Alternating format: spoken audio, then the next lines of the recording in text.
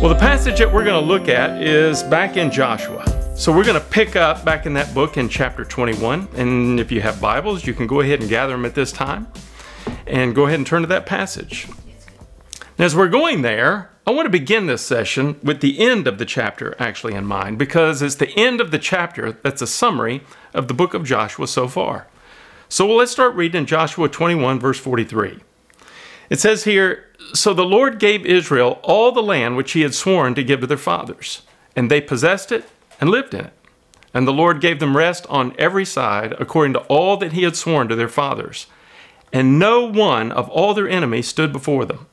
The Lord gave all their enemies into their hand. Not one of the good promises which the Lord had made to the house of Israel failed. All came to pass." Now, that's a great summary statement, because way back in chapter 1, God made this statement. He told his people, "Cross the Jordan to the land which I'm giving to them, to the sons of Israel, and every place on which the sole of your foot treads, I have given it to you." Well, now we come to the place where God had finally given Israel the land, and God had kept his promises. He was faithful to the nation that he had chosen, the nation that he had made a covenant with. He gave them victory, and then he gave them rest. And God kept his word. Now, I have a feeling you're probably like me in this regard, because when it comes to the promises of God, have you ever forgotten some of those promises? You know, maybe there was a sermon that you encountered and you felt like it was life-changing at one point, but as time goes on, maybe you tend to forget some of the truths that you picked up there. Or there was a prayer that you were really praying about, asking God to do something, and he did it. But then as time goes on, you tend to forget about these things. And of course, there's a lot of times where we gather together and you're studying the Word, and it isn't that you necessarily learn something new, but you'll encounter something that you're reminded about. And those reminders are very important. In fact, there's a lot of reasons why we worship together weekly, but part of it is we need to be reminded about the truth and the promises of God, and we need to be reminded often. In fact, Peter told us this in chapter 1 of his second book, where he says, "Therefore, I will always be ready to remind you of these things, even though you already know them and have been established in the truth which is present with you." So we all need reminding of the truth of God, of his promises that have been fulfilled to us, so that we can continue to thank him and to give to him, if necessary, suffer for him, serve him. And I mean, we even need to be reminded of his love. And Israel did too. And Joshua 21 shows us the structure that God would use to help his nation Israel to not forget him, to not forget his promises, to not forget his works. And he was going to use one of the 12 tribes to help the nation through this. That tribe is the Levites. Now, the reason behind it, he gives in another book of the Bible. It's in Numbers chapter 18, where it says this, "The Lord said to Aaron, you," and when he says you, he means the Levite tribe, "you shall have no inheritance in their land, nor own any portion among them. I'm your portion and your inheritance among the sons of Israel." So again, the priestly tribe was not going to be about the land. You know, of the 12 tribes, 10 of them got allocated a space within the region. And it was one of the sons, Joseph, who was actually allocated a double portion, and not by his name, but through the names of his two sons, Ephraim and Manasseh. So the Levites, they didn't get a specific region, but they still needed a place to live. So they came to Joshua to then ask about that. And that's what brings us to our chapter in 21. So let's go back to verse 1 of Joshua 21. It says, "Then the heads of the households of the Levites approached Eleazar the priest, and Joshua the son of Nun, and the heads of the households of the tribes of the sons of Israel.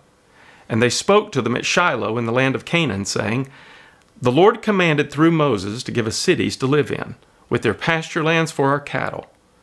So the sons of Israel gave the Levites from their inheritance these cities with their pasture lands, according to the command of the Lord." So again, let's recap. The Levites have gone to the leaders, to the priesthood is going to Joshua. And they're doing this at a place called Shiloh. When I had a chance to go to Israel, we got to visit Shiloh, and I loved it. In fact, that might have been my favorite place we went, because as I was thinking about Israel's history, in many ways, that's where it really all began. In fact, if you ever get a chance to go to Israel, be sure to ask them to take you there. It can be difficult to get to because it's deep in the West Bank. In fact, when we went there, they made us change buses. We had to get into these ones with thick armor plating around them. But in having gone there, the reason it was one of my favorite places was because this was Jerusalem before you had Jerusalem. It was Shiloh. Shiloh was the place in which the tabernacle was going to be placed, and it was a holy site. In fact, it's at the very bottom of a bowl of mountains. So again, everyone could look down upon the tabernacle and be reminded of the presence of God. And this is the place the Levites are coming now.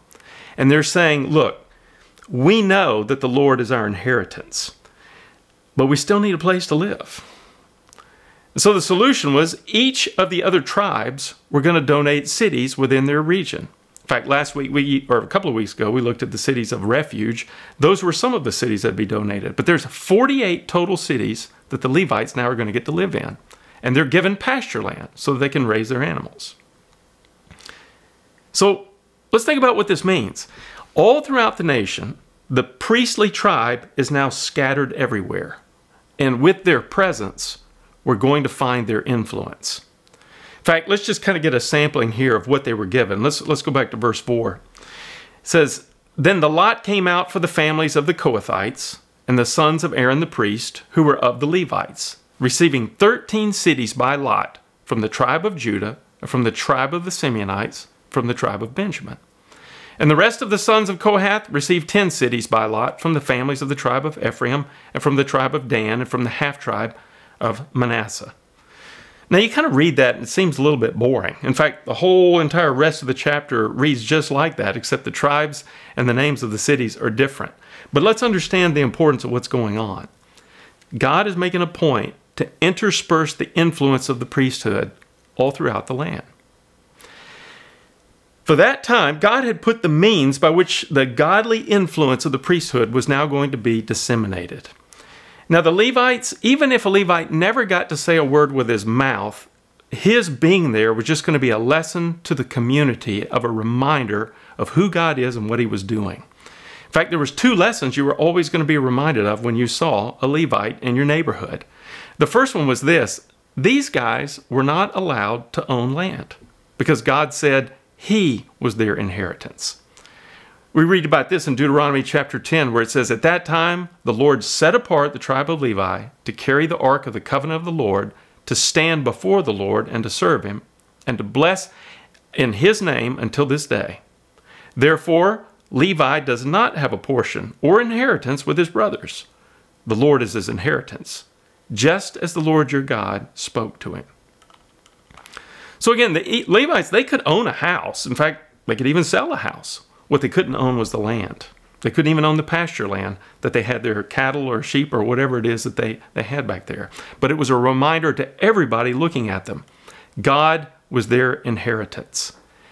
These were individuals who were going to use what God had given them, but they were not going to possess it.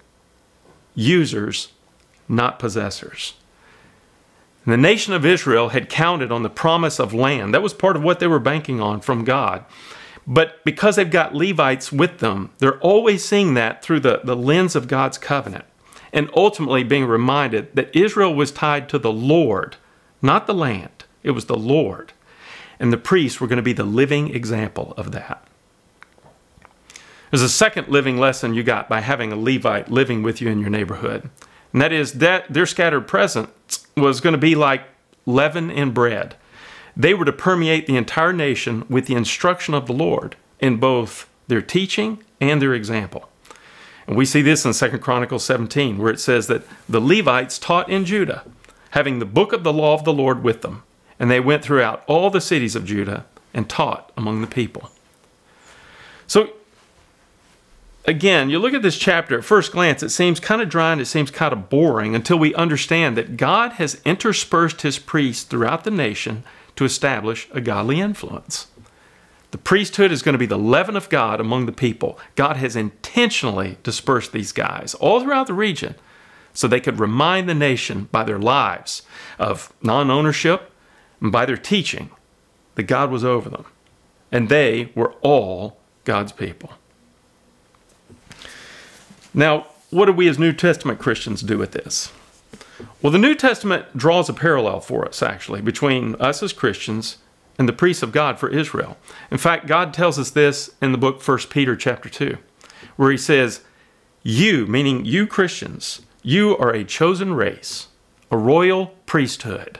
There it is. You're a holy nation, a people for God's own possession, so that you may proclaim the excellencies of him who has called you out of darkness into his marvelous light. Now, what I love about that is we see here that God is still deliberately interspersing his priesthood to establish a godly influence, to teach, to impact others, to remind them, taking what it is that God gives us and being users of all of it for his purposes. Our lives are to be that aroma of Christ, and our message is meant to be the same. I'm sure many of you have read or at least are familiar with the story of Robin Hood. And you know, whenever you hear Robin Hood, you almost hear of him in this context. He is Robin of Sherwood Forest. He and his merry men, you know, they're out here and they had this kind of a heart that we're describing about in their life. If you'll remember, they robbed from the rich and they gave to the poor. Now, I'm not advocating theft here, but I am highlighting that these guys didn't seek to acquire things just for themselves. They used the goods that they had for a higher purpose, because these guys are waiting for the good King Richard, who is away right now with a promise that he's going to come back, and they're living their lives with the true king in mind. And while they're doing that, they're actually working in opposition to the evil Prince John. And that's how we're to live. See, God has taken us and interspersed us all throughout our region so that we get to be that kind of an influence. So, you know, once upon a time, instead of Robin of Sherwood, I was Jack of United Airlines. That was my place as a priest of God, in the right seat of the cockpit, engaged with the captain to my left, the flight attendants, the passengers, even the gate agents. And God had me there for the express purpose of sharing my life, of loving others, and being his influence. Today what I can say is, I am Jack of Round Hill. You're here in my home. And it's the town by which this Christian priest resides. And, you know, I have to remember that the things that I have around me, the things you see here and the things you don't see outside of my house, I get to use all of it. It's been given to me for the purposes of what God has established, so that I can be what the New Testament calls me to be, salt and light, that I can be an influence and remind people in this area of the true King. It's what Colossians 1:28 is addressing when it says, we proclaim him, admonishing every man and teaching every man with all wisdom, so that we may present every man complete in Christ. So let's stop now. Let's think about how this applies to us. Let's look at ourselves as a collective church. What is our influence as Blue Ridge Bible Church in Purcellville? It wasn't that long ago, the leadership of the church was all gathered together and we were trying to examine how we can be more effective in our community. And there was one question we were asked by a gentleman, I've never forgotten it.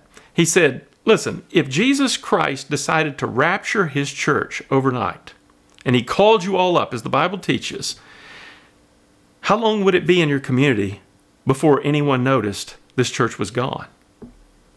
I love that question. It's very convicting. But it forces us to ask something. Are we as a church living like the influential Levites in our area? And it makes me ask, are there things that Blue Ridge might need to do or might need to change or might need to strengthen in order to do so? Let's back up from the collective church to just thinking about this individually. Many of you are in the workforce. This text and this reminder affects how you should see your job, because God has placed all of us all throughout Northern Virginia. We're interspersed for a purpose. We're called to live and to worship where you are. So some of you are the Levite for General Dynamics right now. You are the Levite for the investments firm that you're in, or for the government where you serve, or the tech industry where you're working. And God has you there. And he wants you to be his priest. And now that causes us to look at our jobs differently, because we begin to see that my job is not so much about how I'm going to make my mark in this world. And my measurement of effectiveness is not going to be based on how much money they're going to pay me or the promotion maybe that I'll get or acquire. These are the things we often measure our effectiveness, isn't it? And our purpose. No. This is all about being a priest for the kingdom of God. And God has assigned you there for your influence. And on top of that, He gives you a means by which you can have a living too. But He means for us to do that. And I think He means for us to enjoy it too while we're there. Some of it, you're not in the workplace. What you are is you're in school. And it's not an accident where you are. You know, it might have been a school that was your first choice. This is where I want to go. Or it may just be the one that accepted you. Or maybe it's just the school you could afford. But the reality is, God has you there to be His priest. And He's spreading your influence through your work and through your studies, the projects that you work on with others. And it's your effort and your witness and your integrity that enables you to be that priest where you are. Finally, some of you are just, well, all of us, I think, are in a neighborhood somewhere. What's your presence in your community? God has put you in that place that you call your address. And He means for you to have an impact. Last week, whenever we couldn't have church because we had a snowstorm, I knew I had to go out and start doing some shoveling both my driveways. So as I went out, one of my neighbors actually came over and helped me because he had a big snow blower, and it was great. But there were some other places that I had to go and work on my own with a shovel. And as I'm doing so, I noticed one of my neighbors across the street, and they're shoveling their driveway. And my first thought was, they don't need my help. In fact, I kind of got to thinking, feeling a little guilty because I don't know that I've really talked with them since the last snowstorm we had. And I began to, have these different fears. Well, what will they think? Maybe this will be weird if I go over and I do that. But then I remembered something. Wait a minute. I'm Jack of Round Hill. And God has put me here so that I can be an influence in my area. So I decided to go over there and help. And as we got to working, it was fantastic. We just began to talk, enjoy one another's company. And it was never a project. It was just an opportunity to be that kind of a priest in my area. And it made me ask, what if all of us within our own homes, we begin to invite people over a little bit more, have meals with them, visit with them. Maybe there's a movie or a show you'd want to watch together, or just have a game night. Or my goodness, today, maybe it's go help them shovel snow. But in the process, we realize something. God is using us to influence for His purposes and His kingdom. It's in Matthew 13 that Jesus tells us a really short parable of how a woman took a little leaven and she put it in the flour to see the leaven permeate every part of that loaf. And the illustration was there to say, that's what the gospel does to you and I. It starts very small, and then it begins to grow and permeate every aspect of our lives. And then as that happens inside of you, you go out. And the gospel continues to spread through the places in which your life is lived. This, by the way, is why at the close of each service, we remind everyone that you're not dismissed, because you've been trained, you've been encouraged, you've been taught, and in some cases, you've even had the opportunity to serve right there. But all of that is for the express purpose of then turning you around and then having you be sent. Well, this week in our life groups, and I think most of them will be able to meet this week, this is something you're going to be able to explore together, to be challenged on how to affect and point people to the Lord and His kingdom in those little realms in which God has scattered and dispersed you. Israel started this new era of living in a land by first remembering God had been faithful. And He placed within that region were the priests who would remind them of that fact. One of the things I thought I might do is close with a section from a book. Some of you might be familiar with this. It's by Rosaria Butterfield. It's called The Gospel Comes with a House Key. And she just speaks about how powerfully transformative hospitality can be with others, and how this principle really of being a priest in your neighborhood can be. And she and her family were just committed to keeping their home open to their community. All kinds of people would come through. Listen to one thing she says. She says, we give away our time and we share our house. We give away cars when we have the means to do so, and we have never suffered for the absence of anything. And I love that, because what she's saying is we're users, but we're not accumulators. She said, the Apostle Paul's words rings in my ears. To me, though I am the very least of all the saints, this grace was given to preach to the Gentiles the unsearchable riches of Christ, and to bring to light for everyone what is in the plan of the mystery hidden for ages in God, who created all things. Christian hospitality brings together the mystery of the union with Christ and the fellowship of the saints to gather in close the stranger and the outcast and the chronically lonely. And we make gospel bridges into our home because we notice the people around us and their needs. We see people whom God has put into our lives, especially the difficult ones, as actually image bearers of a holy God, and therefore deserving of our best. Our hospitality is image bearer driven because Christ's blood pumps me whole. It's not time, convenience, or even calendar driven, because if it were, none of it would happen. None of this grace would be mine to hold and to share. I love that, because that is what the priesthood of the kingdom does. That it has our understanding that we have our own grace that God has given us to hold, but it's a grace that we've been given for the purposes of then sharing it. And we share it because we've been dispersed and God has sent us. Let's close in prayer. Our Father, you've shown us what's good and what it is you require of us. That we're called to act justly and to love mercy and to walk humbly with you, our God. And you have placed us where we are. And now we commit to embracing that. So help us. When we lower our gaze to our own goals and kingdom, help us to raise our eyes to see how Jesus gave up all to rescue us. And now may we be ones who live this way for others. May we be users, but not accumulators. Purposeful, never drifting. Deliberate, not accidental. And we'll pray it in Jesus' name. Amen. Well, it's been great to have you here in our home, here at Jack of Round Hill. And that's going to conclude our time. But remember something, you're not dismissed. Instead, you are sent.